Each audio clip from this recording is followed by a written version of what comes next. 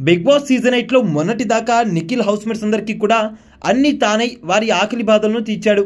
తాను ఆకలిగా ఉన్నా సరే వేరే వాళ్ళకి ఆకలి అన్న పదం కూడా దరిదాపుల్లోకి రాకూడదని అహర్నిశలు బిగ్ బాస్ సూపర్ మార్కెట్లో బిగ్ బాస్ కిచెన్లో శ్రమించి కష్టించి చెమటను చిందించాడు. అరే ఎలా చేయగలుగుతున్నాడు రా ఇదంతా, తన స్వార్థం లేకుండా పక్క వాళ్ళ సుఖాన్ని కోరుకుంటూ తన సుఖాన్ని కూడా పక్కన పెడుతున్నాడని అందరూ కూడా నివ్వెరపోయారు.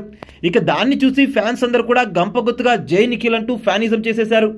అయితే ఇదంతా ఎలా సాధ్యం రా బాబు, ఇంత మంచితనం ఎలా సాధ్యమంటే మహిమ, అది జీన్స్ మహిమ అంటారు. ఇవాల్టి ఎపిసోడ్ చూసిన తర్వాత నిఖిల్ వాళ్ళ అమ్మని చూసి నిఖిల్ జస్ట్ 50% మాత్రమే అనిపిస్తుంది.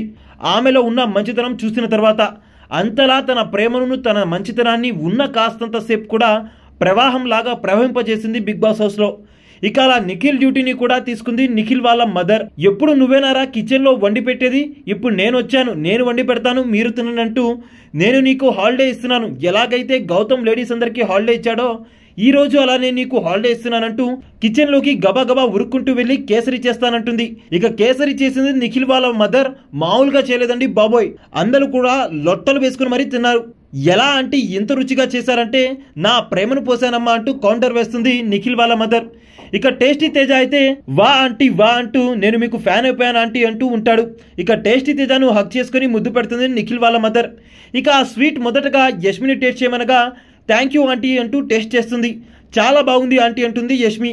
పక్కకు వెళ్ళి రోహిణి అండ్ విష్ణుప్రియతో యష్మి ఇలా అంటుంది, ఇంతమంది ఉన్నా నన్నే ఫస్ట్ టేస్ట్ చేయమన్నారంటే నేను ఎంత స్పెషల్ అంటూ అనుకుంటుంది.